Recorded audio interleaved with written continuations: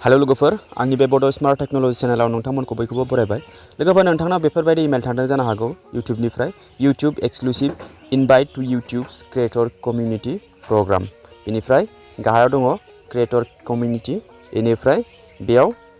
Click here to apply. बेफोरबायदि email नोंथांनाव थांदों जानो हागौ। गासिनावबो थाङाखैबाबो गासिनावबो थाङाखैबाबो साफा सानैनाव बेफोरबायदि इमेला थांदों। बे इमेला मा? बेयो मोजांनि थाखाय थांदों ना गाज्रिनि थाखाय थांदों?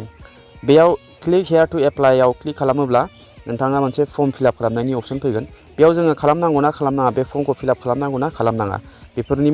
बेफोर गासैबो डिटेल्सखौ आं बे भिडिअनि गेजेरजों खिन्थालांगोन। भिडिअखौ फार्स्टनिफ्राय लानानै जोबजासिम नायलांगोन होननानै आं आसा खालामो। लोगोफोर, फार्स्टआवनो जेब्ला नोंथाङा बे जिमेलखौ अपेन खालामो अब्ला बेफोरबायदि श' जायो। दा जोङो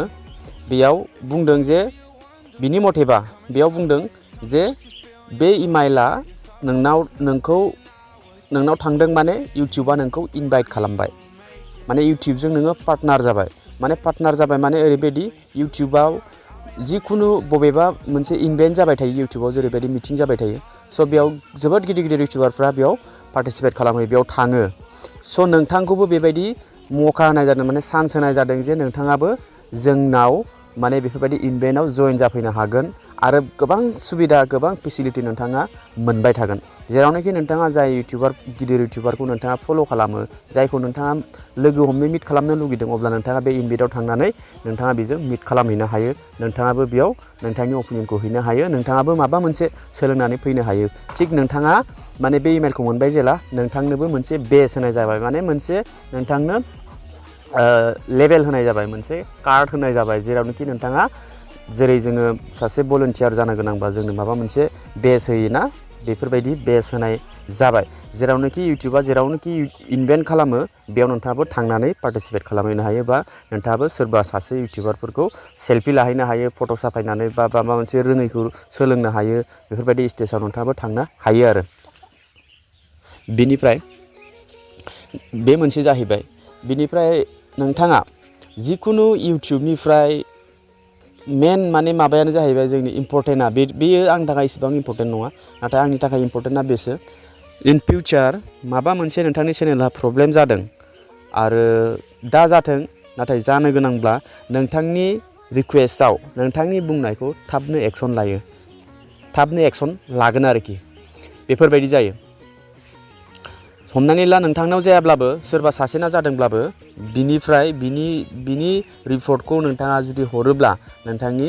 बुंनाय, नोंथांनि रिकुवेस्ट खालामनायखौ थाबनो एक्सन लायो। पार्सनेलि नोंथांनि वाट्सएप नाम्बारबो दंखायो, नोंथांनो वाट्सएपबो हरगोन आरो नोंथाङाबो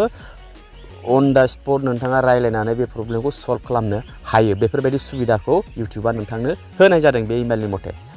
आरो मोनसे लास्ट आंनि थाखाय जोबोद मोजां बियो, जिखुनु इउट्युबाव माबा मोनसे गोदान आपडेट फैदोंब्ला, माबा मोनसे माने चेन्जिं जादोंब्ला नोंनाव सिगां मोनफैग्रोगोन। अके,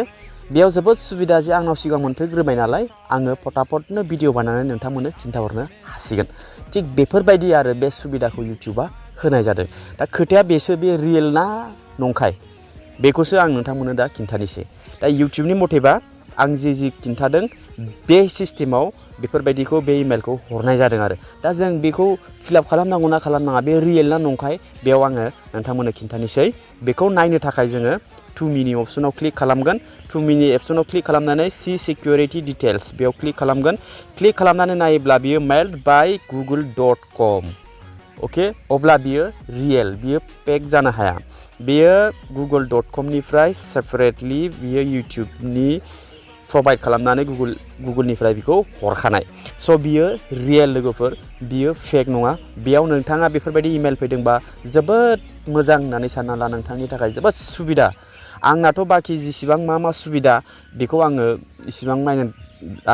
लाया, इसेबां इम्परटेन्ट नङा। आंनि थाखाय बेसो इम्परटेन्ट जे इउट्युबाव माबा मोनसे चेन्जिं, माबा मोनसे गोदान आपडेट फैदोंब्ला बेखौ आङो सिगां मिथिग्रोगोन। बेसो आंनि थाखाय इम्परटेन्ट, जेरावनोखि आं नोंथांमोननो लोगो लोगोनो खिन्थाहरनो हायो। बेसो आंनि इम्परटेन्ट। आरो गोबां सुबिदा दंबावो लोगोफोर, आङो जास्ट बेखौल' खिन्थाबाय। दा बे फर्मखौ जोङो फिलआप खालामनांगौ। बोरै मा फिलआप खालामनांगौ बेखौ नोंथांमोना नायलांदो। जुदि नोंथांनावबो थांदोंब्ला बे इमेला, नोंथाङाबो बेफोरबायदिनो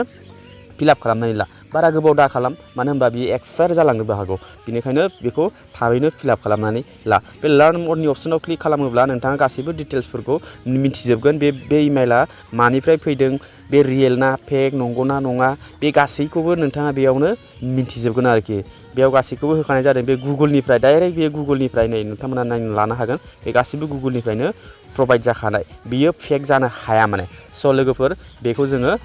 फिलआप खालामनोसै नङा होमबा दा गाहायाव फैनानै नैबेयाव दङ क्लिक हेयार टु एप्लाइ बेयाव आङो क्लिक खालामबाय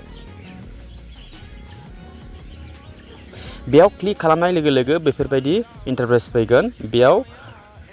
अकेआव क्लिक खालामनानै इउटुब क्रिएटर कमिउनिटि इन्डिया अके दाना बेखौ स्क्रल डाउन खालामोब्ला नोंथांनाव बेयाव फर्म फिलआप खालामनो अपसन मोनगोन बेयाव नोंथाङा फार्स्ट नाम नोंनि होनांगोन नोंथांनि नाम लिगेल नामखौ होनांगोन अके ओमफ्राय लास्ट नेम नोंथांनि टाइटेलखौ होनांगोन ओमफ्राय इमेल होनांगोन जिखुनु इमेल माने नोंथांनि इउटुब चेनेलनि इमेलखौ होलायनाङा बेयाव नोंथाङा जिखुनु मोनसे इमेल ओरैनो राफ इउजनि मोनसे इमेलखौ नोंथाङा बेयाव होनांगोन आरोखि बेनिफ्राय नोंथांनि गोसो बायदि नोंथाङा होजायो हाइड खालामनानैबो होजायो जिखुनु बेयो गुगोलनि प्रटेक्टेड नालाय गासिबो गुगोलनि आखायावसो दंजोबो जोंनि गासिबो डिटेल्सआनो जोंनि गासिबो रेकर्डआनो स' नोंथाङा मा इमेलखौ होनो हागोन बिनिफ्राय चेनेलनि नामखौ होनांगौ बेनिफ्राय इउटुब चेनेल लिंक इउटुब चेनेलनि लिंकखौ माबोरैहाय कपि खालामो नोंथांमोना मिथिखायो खोमा बेखौ आं खिन्थालायनो गोनांथि गैया बिनिफ्राय गाहायाव दङ नोंथांनि लेंगुवेज नोंथाङा सिलेक्ट खालामनांगोन बिनिफ्राय नोंथाङा माखासे कुइसन्सनि एन्सार्सखौ बेयाव टिक मार्क होनांगोन जेरैहाय हमनानै ला नोंनो थांनाय मास मोनथामनि सिगां दासिम 6 मासनि गेजेराव नोंथांनि माबाया टारगेटआ मा नोंथाङा जेनेबा माखौ हास्थायदों मा नोंथांनि मटिभा नोंथाङा मानि थाखाय नोंथाङा इउटुबाव फैदों बेफोरबायदि माने माखासे एन्सार्सखौ नोंथाङा बेयाव होनाय जादों रां खामायनो थाखाय बा आंनि चेनेलखौ ग्र' खालामनो थाखाय बा आङो गासैखौबो हेल्प खालामनो थाखाय अडियेन्सखौ हेल्प खालामनो थाखाय बेफोरबायदि होनाय जादों अपसन बेखौ नोंथाङा टिक मार्क होनानै नेक्स्टआव क्लिक खालामनांगौ स्टेप बाय स्टेप मोनलांबाय थागोन अब्ला आं बेखौ फिलआप खालामग्रोनि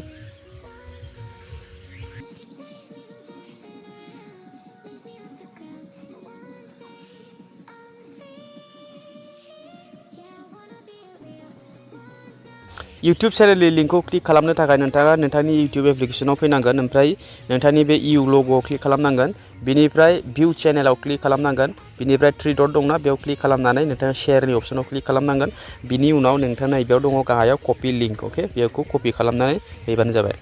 दानिया आं बेयाव फैनोसै इउटुबनि लिंकखौ आं बेयाव पेस्ट खालामना होनोसै अके बियो इउटुबनि लिंकखौ आं बेयाव पेस्ट खालामना होबाय बिनिफ्राय गाहायाव सर्स लेंगुवेज बे लेंगुवेजाव क्लिक खालामनानै नोंथाङा नोंथांनि कम्फर्टेबल लेंगुवेजखौ सिलेक्ट खालामबानो जाबाय ओमफ्राय आङो गाहायाव फैबावगोन गाहायाव फैनानै नैबेयाव इउटुबनिफ्राय जेनेबा थांनाय मास मोनथामनिफ्राय लानानै दासिम 6 मासनि 6 दाननि गेजेराव नोंथांनि एक्सपिरियेन्सआ माबायदि मा सिस्टेम बेखौ नोंथाङा बेयाव दङबा बेनिफ्राय होनो साननानै होबानो जाबाय आरो नङाबा आदार्सआव क्लिक खालामबानो जाबाय अके स' आं बेयाव सिलेक्ट खालामनि आंथ' जेनेबा गेट स्टार्ट मेकिं मानि अन इउटुब बिनिफ्राय ग्र' माइ अडियेन्स ओमफ्राय इउज इउटुब एनालिटिक्स इमप्रुभ माइ पारफरमेन्स ओमफ्राय इमप्रुभ माइ कन्टेक्ट optimize माइ चेनेल आं बेफोरखौ आं क्लिक खालामबाय खालामनानै दानाबा आं नेक्स्टआव क्लिक खालामसै अके नेक्स्टआव नोंथाङाबो बेफोरबायदि क्लिक खालामना होबानो जाबाय नेक्स्टआव क्लिक खालामनाय लोगो लोगो अकेआव खनसे क्लिक खालामना होबावदो बेहाय क्लिक खालामनाय लोगो लोगो आरो नोंथांखौ बेयाव बुंदों would you like to get updates from YouTube via WhatsApp जुदि नोंथाङा माबा मोनसे इउटुबाव माबा मोनसे चेन्जिं जादों माबा मोनसे आपडेट फैदोंब्ला नोंथांनि WhatsAppआवनो डाइरेक्ट खिन्थाहरखागोन लोगोफोर नोंथांनि WhatsAppआव नोंथाङा इमेल बा गुबुननि भिडिअखौ नेनानै थानो गोनांथि गैया नोंथांनि WhatsAppआवनो डाइरेक्टलि इउटुबआ प्रोभाइड खालामखागोन स' जोबोद मोजांनि बाथ्रा स' आं बेखौ येस होननानै होनोसै येस बिनिफ्राय आङो नेक्स्टआव क्लिक खालामसै ओमफ्राय बेयाव क्लिक खालामनाय लोगो लोगो गाहायाव नोंथाङा स्क्रल डाउन जेब्ला खालामगोन अब्ला खालामोब्ला बेयाव बुंदों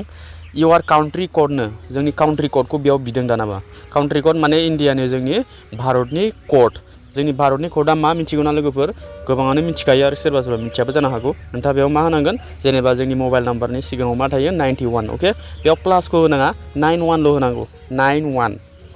बेखौ जोङो होनोसै 91 बे जोंनि इण्डियानि काउन्ट्रि क'ड आरो जुदि नोंथाङा डाउट मोनदोंब्ला नोंथाङा गुगोलाव सार्च खालामनानै नाय अब्ला बेयावनो मिथिखागोन जे 91 खा बेयो बिनिफ्राय इउआर एक्टिभ WhatsApp फन नाम्बार नोंथांनि एक्टिभ दा रिसेन्टलि दा नोंथाङा माखौ WhatsApp इउज खालामगासिनो मानो होनबा इउटुबा नोंथांनि WhatsApp नाम्बारावसो प्रोभाइड खालामगोन माबा मोनसे आपडेट जादोंबा इउटुबनि माबा मोनसे चेन्जिं जादोंब्ला नोंथांनो लोगो लोगो खिथाहरखागोन बिनि उनावसो गुबुना मिथिगोन बिनिखायनो नोंथांनि एक्टिभ WhatsApp नाम्बारखौ बिनाय जादों स' लोगोफोरा आं बेयाव WhatsApp नाम्बारखौ होनोसै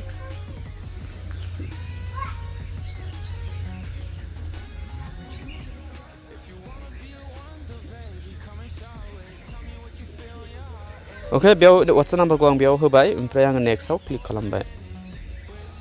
नेक्स्टआव क्लिक खालामनानै दानाबा बेयाव गोबां बायदिसिना बेफोरखौ मानो आङो फरायनानै बेफोरबायदि एक्सप्लेन खालामथ'ला आं डाइरेक्ट फर्मखौल' फिलआप खालामनायखौ आं नोंथांमोननो खिन्थाबाय बेयाव बुंदों this will help us understand your location better and invite you for more offline opportunities in your area दा नोंथाङा बेयाव माखासे नोंथांनि एरियाखौ लकेशनखौ क्लिक खालामदों स' जोङो बेयाव चुजनि अपसनाव क्लिक खालामनानै नोंथाङा नोंथांनि लकेशन माने जों इन्डियायावथ' दङ बाट बबे स्टेटआव दङ बेखौ नोंथाङा सिलेक्ट खालामनांगोन स' आं आसामाव क्लिक खालामनोसै बिनिफ्राय आं नेक्स्टआव क्लिक खालामना होनोसै